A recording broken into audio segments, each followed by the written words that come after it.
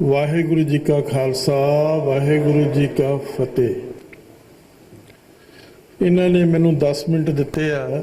इन्होंने इस गल का एहसास नहीं भी प्रोफैसर लिए 10 मिनट तो कुछ भी नहीं होंगे। वैसे भी मैनू प्रैगनेंसी हुई भी आ आइडियाज़ की। कदों तो हुई आ जदों तो इन्होंने मैनू इनविटेशन दिता भी वर्ल्ड सिख पार्लीमेंट सिखां की बन लगी है। मैं बहुत सारे चारे पासे देखना शुरू किया, ज्यूज का इतिहास पढ़िया क्योंकि ज्यूज ने एक इसे जगह इसे शहर दे विच 1936 च इसे किस्म की एक असैंबली की थी। थोड़ी बहुती साडी ज्यूज दे नाल इतिहास मिलता। परसीक्यूशन उन्होंने भी साडे नाल साडे वांगू बहुत अरसा हंडाई आ अपने पिंडियां दे उत्ते अपनी मानसिकता दे उत्ते। डॉक्टर अमरजीत सिंह उन्होंने गुलामी की गल की सी। मैं उस तो स्टार्ट कर रहा गुलामी की चीज़ है, किस तरह का सिख उसनू फेस कर रहा गुलामी। कौमां गुलाम होंदियां, कौमां आज़ाद होंदियां। सब तो वध माड़ी गल गुलामी नालों भी एक होर होंदी है कि कौम नू गुलामी का एहसास ना हो। सिखां दी ट्रैजेडी ये है कि बहुते सारे सिखां नू गुलामी का एहसास नहीं। माफ करना वो ये महसूस कर रहे हैं कि असी किसे यानी सॉवरेनिटी का पार्ट हाँ। हिंदुस्तान की जी सॉवरेनिटी है उसका असी एक हिस्सा हाँ। वो बिल्कुल भुलेखे विच, मैं वही तो कह रहा एहसास नहीं है गुलामी का। सरदार प्रकाश सिंह बादल नूं की मिलिया ऐस आ जिहड़ा कहंदा 9 मास का मेरा रिश्ता, जन्म जन्म का मेरा रिश्ता, पति पत्नी वाला मेरा रिश्ता, मिलिया की?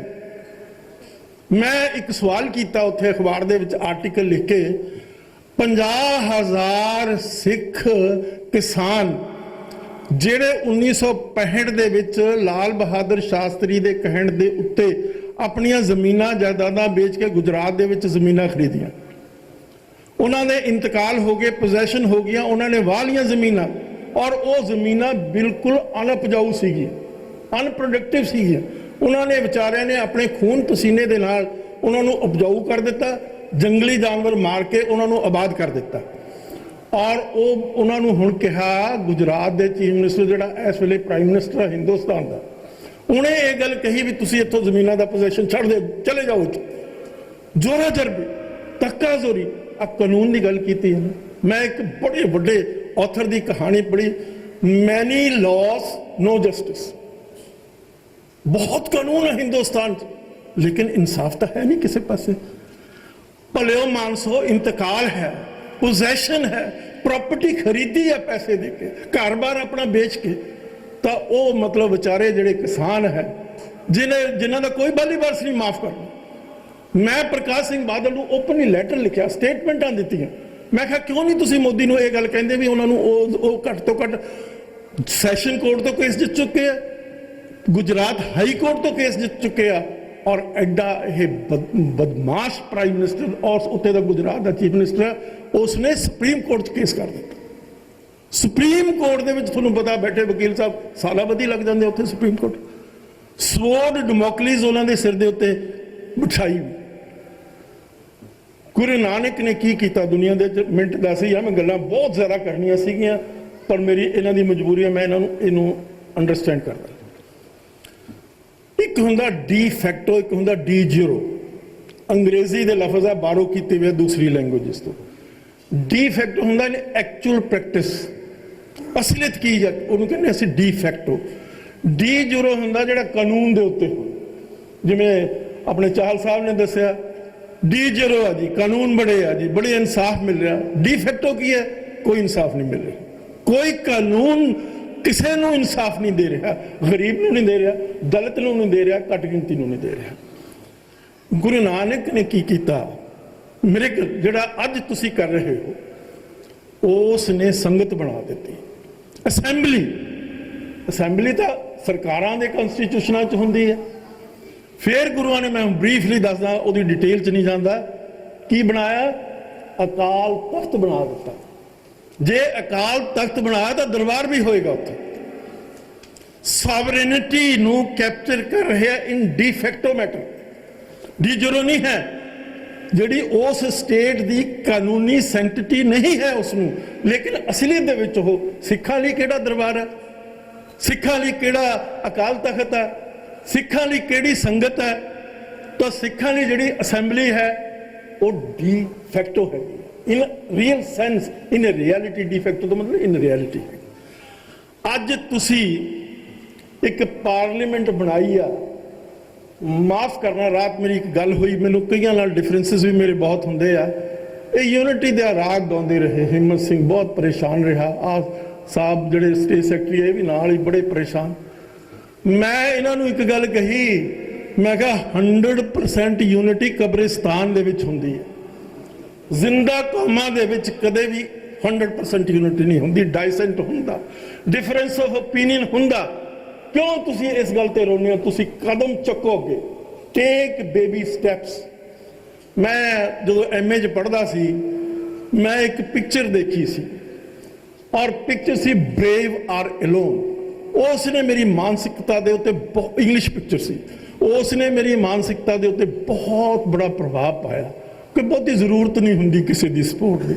ਮੈਂ ਅੱਜ ਤੱਕ ਜ਼ਿੰਦਗੀ ਵਿੱਚ ਕਿਸੇ ਕੰਮ ਲਈ ਕਿਸੇ ਦੀ ਸਪੋਰਟ ਲਈ ਹੋਈ ਨਹੀਂ, ਨੌਕਰੀ ਵੀ ਲਈ ਵਿਦਆਊਟ ਐਨੀ ਸਪੋਰਟ। ਉਹ ਮੈਨੂੰ ਕੁਐਸਚਨ ਕੀਤਾ, ਵਿਚ books on Sikh history you have studied? ਮੈਂ ਕਿਹਾ sir I have studied every book, name any book ਵਿਚ I have not studied. I was selected as a Hindu institution. If you have confidence in yourself, ਗੁਰੂ ਤੇ ਤੁਹਾਡਾ ਭਰੋਸਾ ਹੈਗਾ, ਆਪਣੇ ਆਪ ਤੇ ਭਰੋਸਾ, ਤੁਸੀਂ ਮਿਹਨਤ ਕੀਤੀ ਹੈ, ਖੂਨ ਪਸੀਨਾ ਬਹਾਇਆ, justice will come on your ਵੇ।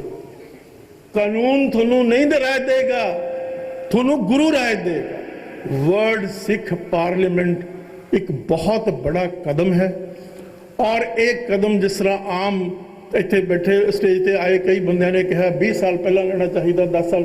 ਚੰਗਾ ਕੰਮ ਜਦੋਂ ਵੀ ਕਰ ਲਈਏ ਉਹ ਮੁਬਾਰਕ। ਮੈਂ ਮੁਬਾਰਕਬਾਦ ਦਿੰਦਾ। ਮੈਂ ਉਸ ਬੱਚੇ ਨੂੰ ਹਵਾਰਾ, ਇੱਕ ਛੋਟਾ ਜਿਹਾ, ਮੇਰੀ ਤਾਂ ਉਮਰ ਬਹੁਤ ਆ, ਮੈਂ 80 ਸਾਲਾਂ ਦਾ ਕਰੀਬ ਆ, ਪਰ ਮੇਰੇ ਲਈ ਉਹ ਬੱਚਾ, ਮੈਂ ਉਸ ਬੰਦੇ ਦੇ ਵਿਜ਼ਨ ਨੂੰ ਦਾਦ ਦਿੰਦਾ। ਬਹੁਤੀ ਐਜੂਕੇਸ਼ਨ ਵੀ ਨਹੀਂ, ਬਹੁਤੀ ਕੋਈ ਇੰਟਰੈਕਸ਼ਨ ਵੀ ਨਹੀਂ ਕਿਸੇ ਇੰਟੈਲੈਕਚੁਅਲ ਲੈਵਲ ਤੇ ਕਿਸੇ ਬੰਦੇ ਦੇ ਨਾਲ। ਇੱਕ ਕਾਲ ਕੋਠੜੀ ਦੇ ਵਿੱਚ ਬੈਠਾ ਹੋਇਆ ਇਨਸਾਨ, ਨੌਜਵਾਨ, ਨਾ ਪੇਪਰ ਕੋਲ ਆ, ਨਾ ਟੀਵੀ ਕੋਲ ਆ, ਨਾ ਰੇਡੀਓ ਕੋਲ ਆ, ਨਾ ਕੋਈ ਕਿਤਾਬ ਕੋਲ। ਕਿਤਨੀ ਖੂਬਸੂਰਤ ਲੈਟਰ ਦੀ ਡਰਾਫਟਿੰਗ ਹੈ। ਬਹੁਤ ਵੱਡਾ ਯੂਨੀਵਰਸਿਟੀ ਦਾ ਪ੍ਰੋਫੈਸਰ ਵੀ ਇੰਟੈਲੈਕਚੁਅਲ ਲੈਵਲ ਤੇ ਇਸ ਕਿਸਮ ਦਾ ਸ਼ਾਇਦ ਨਾ ਲਿਖ ਸਕੇ। ਇਹ ਕਿਉਂ ਲਿਖਿਆ ਗਿਆ, ਕਿਵੇਂ ਲਿਖਿਆ ਗਿਆ, ਇਹ ਸਵਾਲ ਹੈ ਬਹੁਤ ਇੰਪੋਰਟੈਂਟ। ਇਹ ਇਸ ਕਰਕੇ ਲਿਖਿਆ ਗਿਆ, ਉਸ ਦੇ ਅੰਦਰ ਦਰਦ ਹੈ, ਉਹਦੀ ਮਾਨਸਿਕਤਾ ਇੱਕ ਸਿੱਖਾਂ ਦੇ ਦਰਦ ਦੇ ਵਿੱਚ ਭਿੱਜੀ ਹੋਈ, ਔਰ ਉਸ ਮਾਨਸਿਕਤਾ ਦੇ ਵਿੱਚੋਂ ਇਹ ਫਰੇਜ਼, ਇਹ ਈਡੀਅਮ, ਇਹ ਲੈਂਗੁਏਜ ਨਿਕਲ ਕੇ ਆ ਰਹੀ ਹੈ, ਔਰ ਅਵਸ਼ ਹੈ, ਡੈਫੀਨਿਟ ਹੈ। ਮੈਨੂੰ ਇਸ ਤੇ ਕੋਈ ਸ਼ੱਕ ਜਾਂ ਸ਼ੰਕਾ ਨਹੀਂ ਹੈ, ਜਿਵੇਂ ਹਿੰਮਤ ਸਿੰਘ ਨੂੰ ਹੈ, ਇਹਨਾਂ ਨੂੰ ਹੈਗੀ, ਇਹ ਡਰਪੋਕ ਹੈਗੀ, ਉਹ ਜ਼ਰੂਰ ਪ੍ਰਭਾਵ ਪਾਏਗੀ। Definitely it will bring fruits. I know it for definite. I can see that. I can visualize that. I can realize that. सुन लो। सो खालसा जी फिक्र ना करो। मैं एक गल तो बड़ा खुश हूं भी सिखा ने लड़ाई तो लड़ रहे, सिख टकरा तो रहे, सिखा ने ईन तो नहीं मनी। ਤੁਸੀਂ ਅੰਦਰਲੇ ਸਿੱਖਾਂ ਨੂੰ ਜੋ ਮਰਜ਼ੀ ਕਹਿ ਲਓ, ਪੰਜਾਬ ਦੇ ਸਿੱਖਾਂ ਨੂੰ ਜਾਂ ਹਿੰਦੁਸਤਾਨ 'ਚ ਰਹਿ ਰਹੇ ਸਿੱਖਾਂ ਨੂੰ, ਮੈਂ ਕੱਲਾ ਟੀਵੀ ਚੈਨਲ ਤੇ ਲੜਦਾ, ਮਾਫ ਕਰਨਾ। ਸਾਹਮਣੇ ਬੀਜੇਪੀ ਵਾਲਾ ਵੀ ਬੈਠਾ ਹੁੰਦਾ, ਤੁਸੀਂ ਦੇਖਦੇ ਹੋਗੇ ਜਸ ਟੀਵੀ ਤੇ ਵੀ ਕਿੰਨੀ, ਹੋਰ ਸਾਰੇ ਮੈਂ ਤਿੰਨ ਚੈਨਲਾਂ ਤੇ ਪਰ ਡੇ ਲੜਦਾ। ਉਹ ਮੈਨੂੰ ਕਹਿੰਦੇ ਡਾਕਟਰ ਸਾਹਿਬ ਤੁਹਾਡੇ ਕੋਲ ਤਾਕਤ ਕਿੱਥੋਂ ਆਈ ਹੈ? ਮੈਂ ਕਿਹਾ ਮੇਰੇ ਕੋਲ ਤਾਂ ਇੰਨੀ એનર્ਜੀ ਆ, ਮੈਂ ਹੋਰ ਵੀ ਮਤਲਬ ਬਹੁਤ ਕੁਝ ਕਰ ਸਕਦਾ, ਪਰ ਆਈ ਐਮ ਏ ਬਿਲੀਵਰ। ਮੇਰਾ ਗੁਰੂ ਤੇ ਅਟੰਕ ਵਿਸ਼ਵਾਸ ਹੈ। He is with me. He gives me strength. He gives me inspiration. He gives me guidance.